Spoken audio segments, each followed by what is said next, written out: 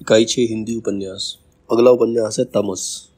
ये लिखा है भीष्म साहनी ने और तमस का प्रकाशन वर्ष 1973। तो सबसे पहले भीष्म साहनी का जीवन परिचय।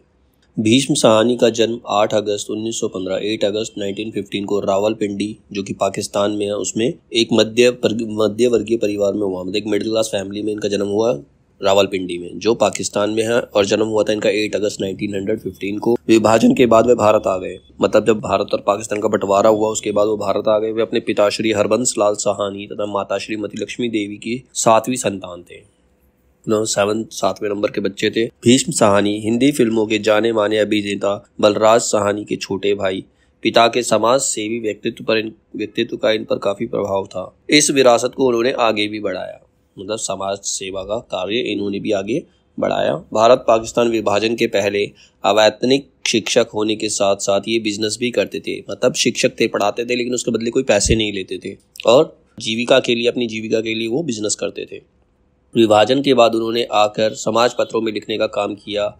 बाद में भारतीय जन नाट्य संघ जिसका नाम इप्टा था, वहाँ से जा मिले। इसके पश्चात अंबाला और अमृतसर में भी अध्यापक रहने के बाद दिल्ली विश्वविद्यालय में साहित्य के प्रोफेसर बने। मतलब यहाँ पर आके वो साहित्य के प्रोफेसर बन गए दिल्ली में। उन्हें पंजाबी, हिंदी और उर्दू भाषा का अच्छा ज्ञान था।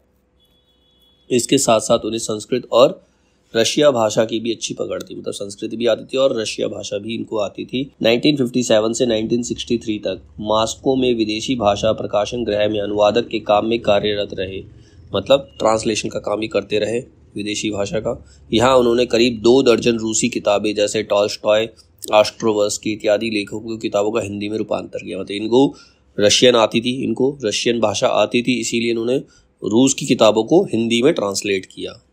ठीक है, उसमें एक मेन राइटर थे टॉल्स्टॉय, ऑस्ट्रोवस्की, ऐसे लेखकों की उन्होंने किताबों का हिंदी में ट्रांसलेशन किया। अब इनकी रचनाएं कौन कौन सी है। कहानी में इन्होंने लिखा मेरी प्रिय कहानियां, भाग्य रेखा, वांगचू, निशाचर।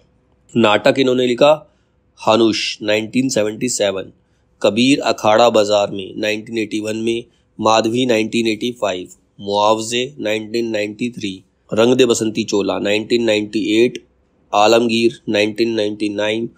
फिर लिखिए उपन्यास इन्होंने। उपन्यास में झरोखा 1967, कड़िया 1970, तमस 1973 जो हम पढ़ेंगे अभी इसमें, बसंती 1980, मैया दास की माड़ी 1988, कुंतो 1993, नीलू नीलिमा नीलोफर ये 2000 में लिखा था इन्होंने।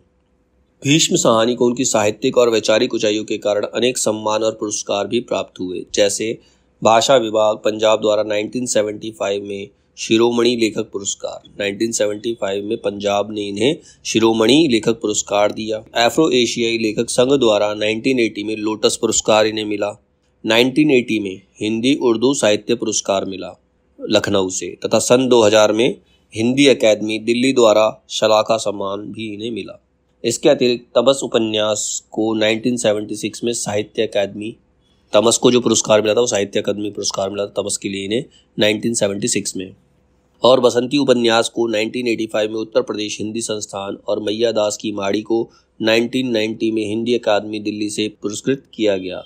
देश के बंटवारे और उसके बाद होने वाले अमानवीय नरसंहार तथा पशुतापूर्ण व्यवहार के आधार पर लिखे गए तमस उपन्यास से वे अत्यधिक चर्चा में आए। तो तमस में क्या बताया गया है, जो बंटवारा हुआ था, भारत और पाकिस्तान का जो बंटवारा हुआ था उसमें कितनी पशुतापूर्ण घटनाएं घटी थी। लोगों ने लोगों के साथ जानवरों से भी बदतर व्यवहार किया था। रंगमंच, नाटक और फिल्म जगत से जुड़े होने के कारण उनकी अभिनय कला और रंगमंच कला को भी हिंदी जगत ने खूब सराहा। 11 जुलाई सन 2003 को उनकी मृत्यु हो गई। बेहद सादगी पसंद रचनाकार और दिल्ली विश्वविद्यालय में अंग्रेजी साहित्य के प्रोफेसर साहनी को पद्म भूषण, साहित्य अकादमी पुरस्कार और सोवियत लैंड नेहरू पुरस्कार से सम्मानित किया गया। 3 इन्हें मेन पुरस्कार मिले। पद्म भूषण सबसे बड़ा पुरस्कार होता है, साहित्य अकादमी पुरस्कार और सोवियत लैंड नेहरू पुरस्कार इन्हें मिले। समाज के अंतिम व्यक्ति की आवाज उठाने वाले इस लेखक का 11 जुलाई सन 2003 को इनका शरीर पंच तत्वों में विलीन हो गया। ये हमने ऊपर ही पढ़ा था। इनकी मृत्यु जो है 11 जुलाई सन 2003 को हुई थी।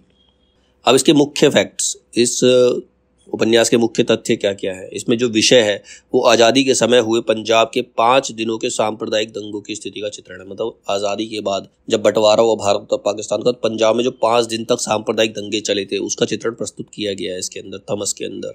पुरस्कार, इसे साहित्य अकादमी पुरस्कार 1975 में मिला था।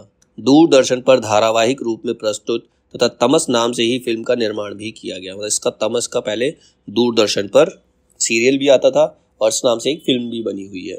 यह उपन्यास 2 खंडों में विभक्त है जो कुल 21 प्रसंग में विभाजित है। मतलब इसके 2 पार्ट हैं जिसमें 21 प्रसंग हैं।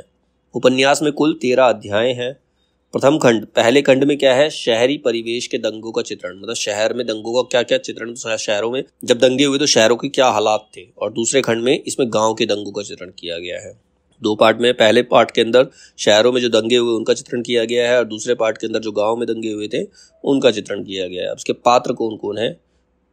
पुरुष पात्र नत्थू है, उपन्यास का नायक, निर्धन और मेहनतकश, चर्मकार, हीन भावना का शिकार, पत्नी प्रेमी, धर्म भीरू। मतलब नत्थू जो है इसका मेन कैरेक्टर है, जो कि निर्धन है और बहुत मेहनत करता है। चर्मकार मतलब चमड़े की चीजें बनाता है, और हीन भावनाओं का शिकार, मतलब जो चमड़े के काम करते थे उनको चमार कहते थे लोग, और उनको बहुत ही हीन भावना से देखते, बहुत नीची जाति का समझा जाता था। अपनी पत्नी से बहुत प्रेम करता है और धर्म के नाम पर बहुत ज़्यादा डरता है। ये नत्थू है इसका मेन कैरेक्टर। दूसरा कैरेक्टर है मुराद अली, सांप्रदायिक तनाव बढ़ाने वाला, स्वार्थी और कुटिल चरित्र संपन्न व्यक्ति, मतलब अपने फायदे के लिए दूसरों को लड़वाने वाला। तीसरा है रिचर्ड, ये अंग्रेजी शासन का नुमाइंदा, इतिहास का अध्येता किंतु चुस्त, स्वार्थी और आंग्ल नीतियों का पोषक, प्रशासक, पत्नी प्रेमी किंतु प्रेस के प्रति रूखा व्यक्ति व्यवहार कुशल आदमी है ये रिचर्ड। फिर है लाला लक्ष्मी नारायण, ये हिंदू महासभा का कार्यकर्ता है, सांप्रदायिक भावनाओं से युक्त, स्वार्थी और कुटिल व्यक्ति है। अगला कैरेक्टर है रणवीर, लक्ष्मी नारायण का पुत्र। रणवीर जो है वो लक्ष्मी नारायण का पुत्र है, सांप्रदायिक तनाव बढ़ाने वाला युवक संघ का प्रमुख कार्यकर्ता, मन से कोमल, सच्चरित किंतु परिस्थितिवश हिंसा पर उतारू हो जाता है। मतलब मन से वो बुरा नहीं है लेकिन फिर भी कंडीशंस ऐसी हो जाती है कि उसे हिंसा करनी पड़ती है। फिर है इसमें हरनाम सिंह, वो ग्रामीण सिख है, उदार है, सच्चरित किंतु परिस्थितियों और सांप्रदायिकता का शिकार है। फिर है हयात बख्श, सांप्रदायिक व्यक्ति और मुस्लिम लीग का कार्यकर्ता और पाकिस्तान का पक्षधर है। शाहनवाज, सच्चा मित्र, उदार मन वाला किंतु हार्दिक रूप से मुस्लिम संप्रदाय के प्रति सहानुभूतिशील है। उसे मुस्लिम संप्रदाय से ज़्यादा सहानुभूति क्योंकि वो खुद मुस्लिम है। देवदत्त, सच्चा साम्यवादी, सभी संप्रदायों में सौहार्द बनाने की प्रयत्नशील है और निस्वार्थ व्यक्ति है। वो धर्म को नहीं मानता, वो सभी धर्मों के साथ है। फिर आए रघुनाथ, हिंदू मुस्लिम संप्रदाय में एकता का पक्षधर है, शहनवाज का मित्र किंतु सांप्रदायिकता का वो भी शिकार है, एक अध्ययनशील बुद्धिजीवी है। मतलब वो एक अच्छी सोच वाला व्यक्ति है कि हमें सांप्रदायिकता को लेकर आपस में लड़ना नहीं चाहिए। फिर आता है जर्नैल, बाह्य रूप से सनकी, कांग्रेसी किंतु सच्ची और यथार्थ बात कहने वाला है। वैसे लगता है कि वो सनकी है, कुछ भी बोल जाएगा, लेकिन वो सच्ची और अच्छी बातें करता है।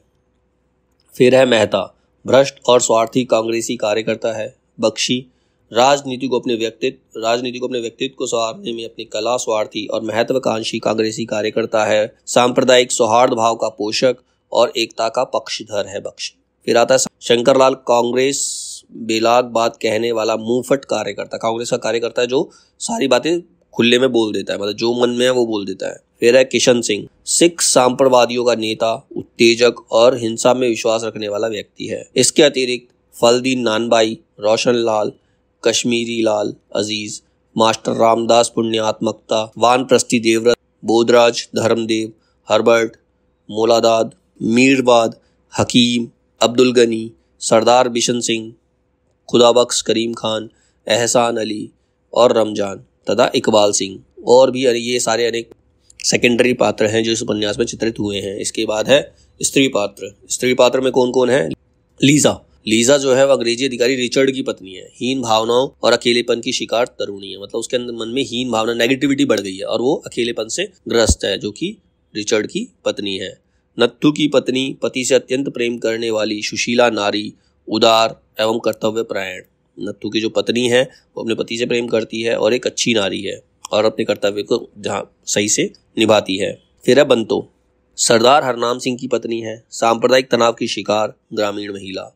जसबीर कौर, हरनाम सिंह की अभागिन पुत्री सांप्रदायिक दंगे की शिकार और साहसी युवती है। लक्ष्मी नारायण की पत्नी पतिपरायण, पुत्र स्नेह और धर्म भीरू महिला, सांप्रदायिक दंगे से भयत्रस्त, उदार मना, ममतामयी नारी है। रघुनाथ की पत्नी उदार हृदय है, पतिपरायण है एवं सीधी सादी नारी है। अकरो, ये रमजान की बहू, सांप्रदायिक भावना से ग्रस्त तरुणी है। राजो, अकरो की सास और रमजान की माँ, उदार, सहृदय और दयाशील मुस्लिम नारी है। इसके अतिरिक्त अन्य अनेक नारी पात्र तमस के कथानक के मध्य आते हैं। अब इस कथा के अंदर है क्या है, एक्चुअल में क्या है। मुराद अली ने नत्थू को सलोत्री साहब के लिए एक सुअर मारकर उपलब्ध कराने के लिए कहा है और इसके लिए नत्थू को 5 रुपए का नोट पारिश्रमिक के रूप में दिया गया है। अपनी कोठरी से निकलकर नत्थू ने स्वतंत्र वातावरण में सांस ली। रात के अंधेरे में उसे कुछ भी नहीं सूझ रहा था। वह बार बार किसी न किसी वस्तु से टकरा रहा था। सांप्रदायिकता की इस आग को बुझाने का दायित्व वहां के डिप्टी कमिश्नर रिचर्ड पर था। यह रिचर्ड का दुर्भाग्य था कि मूलतः एक इतिहास का विद्यार्थी और पुरातत्व प्रेमी होते हुए भी उस पर एक प्रशासक का दायित्व सौंपा गया था। हिंदू और मुसलमान दोनों एक दूसरे के शत्रु हो चुके थे। हिंदुओं के धार्मिक स्थलों में सांप्रदायिकता की गंध घुस आई थी। मतलब वो सिर्फ हिंदुओं को साथ दे रहे थे और मुसलमानों के अगेंस्ट हो रहे थे। युवकों ने मास्टर जी के मार्गदर्शन में एक अच्छा खासा शस्त्रागार जुटा लिया था। किसी प्रकार उन्हें कड़वा तेल तो मिल गया था, किंतु ऐसी कढ़ाई नहीं मिल पाई जिसमें पूरा एक कनस्तर तेल उबाला जा सके। कुछ समय के लिए नगर की स्थिति में कुछ सुधार हो गया। नगर के शिवालय के बाजार में उन्हें चहल पहल दिखने लगी। कुबड़े हलवाई के यहाँ भी भीड़ जुट गई। नगर में सर्वत्र अशांति फैली हुई थी। भोले भाले नागरिक अत्यंत भय से त्रस्त थे। सभी अपनी अपनी सुरक्षा के लिए चिंतित थे। अब की बार सांप्रदायिकता की आग की लपटें बहुत ऊंची उठ रही थी। मतलब बहुत नुकसान होने वाला था जान और माल का। नत्थू अलग परेशान था। उसके मन में तरह तरह की शंकाएं उत्पन्न हो रही थी। कोई भी व्यक्ति उसके घर की ओर आता, उसका मन किसी अनिष्ट से कांप उठता था। ऐसा लगता था कहीं कुछ गलत ना हो जाए। उसने अभी तक सुअर मारने का रहस्य किसी से नहीं खोला था। मतलब सुअर मारने का रहस्य इसलिए नहीं खोला क्योंकि मुस्लिम लोग उसे नहीं छोड़ेंगे, क्योंकि उसने अगर सुअर को मार दिया तो। गुरुद्वारे में सिखों का जमघट लगा हुआ था। गुरुद्वारे में जहां गुरु ग्रंथ साहिब का पाठ हो रहा था, वहीं शत्रुओं से निपटने के लिए असला भी इकट्ठा किया जा रहा था। छत पर 2 निहंग भाले लिए हुए पहरा दे रहे थे, मतलब सैनिक। सिखों और मुसलमानों में 2 दिन तक युद्ध चलता रहा। गुरुद्वारे में अनेक लाशें बिछ गई। कस्बे में भी इधर उधर बहुत लाशें बिखरी हुई पड़ी थी, जो कि सांप्रदायिकता के नाम पर मनुष्य के द्वारा मनुष्य पर किए गए अत्याचारों की क्रूर कथा कह रही थी। स्वार्थी लोग इस दंगे फसाद में भी अपने स्वार्थ साधन में लगे हुए थे। मतलब कुछ ऐसे लोग भी होते हैं कि दूसरों को भड़का के अपना काम निकलवाना चाहते हैं। वो खुद के फायदे के लिए ऐसे लड़ाइयाँ करवाते हैं। अमन कमेटी की बैठकों में जहां शरणार्थियों को राहत पहुंचाने के उपायों पर विचार होता था, वहां मकानों जमीनों के सौदे भी तय होते थे। मतलब किसी को मार दिया, जैसे अब हिंदुस्तान में मुस्लिम परिवार को मार दिया, उसका घर है, उसको बेचने के लिए तैयार है, फायदा उठा रहे हैं उन चीज़ों का। अनेक बुद्धिमान लोग इस सत्य को पहचान गए थे कि सांप्रदायिक दंगे के पीछे ना तो हिंदू थे ना मुसलमान, बल्कि यह अंग्रेज शासकों की शरारत। अंग्रेज शासक हिंदू और मुसलमानों की एकता में दरार डालकर दोनों को परस्पर भिड़वाना चाहते थे। तो ये पूरे तमस के अंदर यही पूरा सब कुछ बताया गया है इसके 2 भाग के अंदर। पहले भाग के अंदर शहर के बारे में और दूसरे भाग के अंदर गाँव के बारे में चित्रण किया गया है।